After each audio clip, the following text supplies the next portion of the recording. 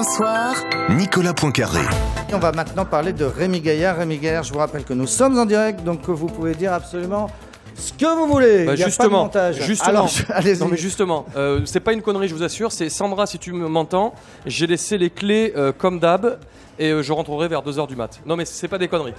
C'est parce qu'elle répond pas à mon message et au moins le message est passé. Voilà. Alors pour les auditeurs, c'est quelqu'un qui dès 99 a commencé à faire des vidéos avec à l'intérieur de ces vidéos des surprises, des vrais coups montés. Mais ça a commencé comment ?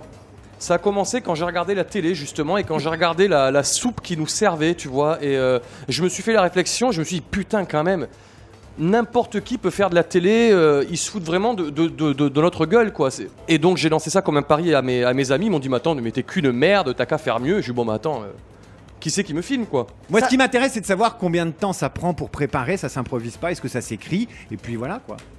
C'est compliqué de répondre parce qu'il n'y a pas de règle à tout ça, tu vois. Justement, moi je travaille pas avec la télé. Si je travaille avec la télé, il faudrait que je livre quelque chose toutes les semaines, par exemple.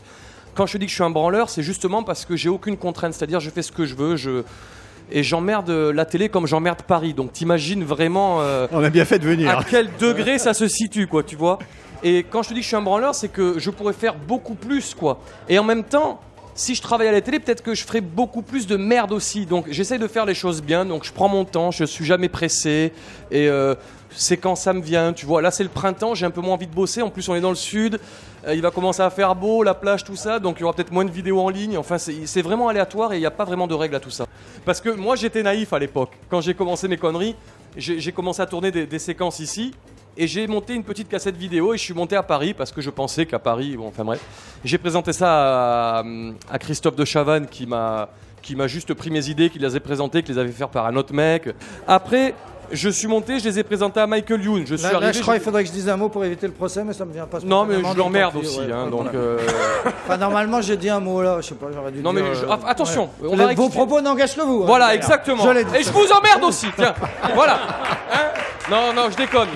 Moi aussi. Comment vous voyez dans 10 ans? Est-ce que vous avez envie de faire évoluer votre métier? Alors, je vais vous donner une info. Ah. Une info que je vais vous livrer en direct de Montpellier. Wow. Je suis en train de préparer un film avec Jean-François Richer comme producteur qui a réalisé Mesrine. Et je vous en dis pas plus, mais ça risque d'être assez drôle. Voilà. Un long métrage. Un long métrage, ouais. Ça se passera à Montpellier? Évidemment. Ah. Et ben voilà ce que nous a raconté Rémi Gaillard, un des Montpelliérains les plus célèbres. Je vous aime, Montpellier. C'est en faisant n'importe quoi qu'on devient